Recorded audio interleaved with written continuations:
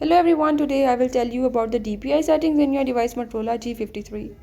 So if in your phone Motorola G53, if you want to do the DPI settings or if you want to change the DPI settings, I will show you how you can easily do it in the few steps.